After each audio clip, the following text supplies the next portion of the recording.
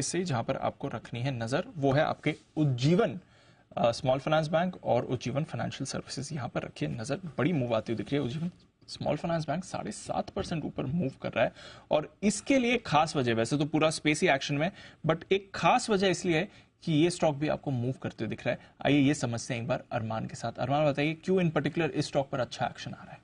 जी बिल्कुल, देखिए अगर ये जो इनके लिए जो एक अच्छी खबर आती हुई दिखी है उसके पहले एक जो कंटेक्स्ट है पूरा वो एक बार हम समझते हैं कि अगर आप 2021 की बात करें तो उस दौरान यहाँ पर बिजनेस में या फिर आप लेकिन मैनेजमेंट में काफी आपको उथल पुथल देखने को मिला था। इनके जो एमडी और सीईओ साहब हैं, जो नितिन चुग साहब हैं, उन्होंने इस्तीफा दिया था और जैसे ही उन्होंने इस्तीफा दिया था उसके अगले दिन आप अगर देखें 20% के आसपास जो है आपको स्टॉक गिरता हुआ दिखा था।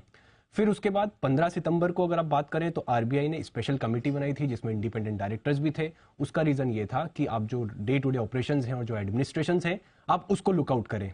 और अगर आप देखें उसी समय के दौरान जब नतीजे आए थे, जो कंपनी का ग्रॉस एनपी आता हुआ दिखा था वो लगभग 12% के आसपास जो है इतने बड़े लेवल पर वहां पर आता हुआ दिखा था।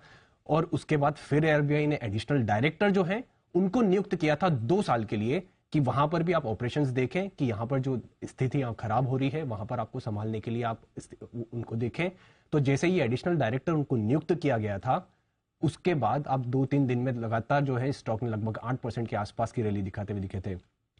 तो अब क्या हुआ है, उन्हें एडिशनल डायरेक्टर जो है वो 2 साल के लिए नियुक्त किया गया था, जिसकी अगर आप समय अवधि देखेंगे तो वो अगर नवंबर 2023 में जो है वहां पर बंद होने वाली है।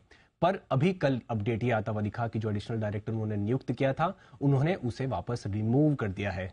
अब रिमूव कर दिया है उसका क्लियर इंडिकेशन यही समझ में आ रहा है कि जब पहले नियुक्त किया था जब स्थिति बहुत खराब थी, क्योंकि अब ऑलरेडी जो समय से पहले उन्हें जो है वापस उन्होंने रिमूव कर दिया है तो कंपनी में, अब बैंक में अगर आप बात करें तो स्थिति काफी अच्छी होती हुई दिखी। और अगर आप जीएनपी का आंकड़ा भी देखेंगे तो जो पहले 12% के आसपास का था वो लगभग 2.8% के आसपास आता हुआ दिखा है। तो ये खबर इस स्टॉक के लिए कंपैरेटिवली अच्छी बताई जा रही है। तो आप कह रहे हैं कि जब ये इनकी मैनेजमेंट की प्रॉब्लम्स चल रही थी और एनपी की प्रॉब्लम चल रही थी तो आरबीआई ने अपनी तरफ से एक बोर्ड एडिशनल डायरेक्टर अपॉइंट किया था उस समय, ताकि आप इनको ओवरसी करिए, यहाँ पर आप बिजनेस भी देखिए कि किस तरीके से चल रहा है। और जैसे ही वो अपॉइंट किया था उसके बाद में शेयर में आपने 4 दिनों में लगातार तेजी भी आती हुई दिखी थी। तो ये तब प्रॉब्लम भी काफी चल रही थी। और क्योंकि अब ऑलरेडी उनका टर्म से पहले ही उनको कि 2 साल के लिए बोला था उन्हें कि आप 2 साल। अच्छा, तो 2 साल के लिए उन्हें बोर्ड पर लाया गया था। हाँ 2 साल या फिर मतलब क्लॉज ऐसा था 2 साल या फिर हम जब भी नया ऑर्डर दें तो ऑलरेडी अब 5-6 महीने पहले उनको रिमूव कर रहे हैं और कंपनी का बिजनेस अच्छा हो चुका है। तो मतलब इंप्लीकेशन ये बताया जा रहा है कि बिजनेस कंपैरेटिवली अब अच्छा हो चुका है। तो साइन ऑफ कॉन्फिडेंस आ रहा है कि आरबीआई ने अपना नॉमिनी डायरेक्टर जो है वो बोर्ड से विड्रॉ कर लिया है। तो भरोसा जता रहे हैं कि अब जो बैंक की कमान है, बैंक की जो मैनेजमेंट है वो सेफ हाथों में है। और इसलिए अब आप देख रहे हैं स्टॉक पर भी एक मूव आती दिख रही है। 8% ऊपर इस समय ट्रेड कर रहा है 37 के लेवल पर। कुणाल जी एक बार चार्ट भी देखेंगे sir, Ujjivan small finance bank की इस मूव के बाद बड़ा एक्शन आया स्टॉक में।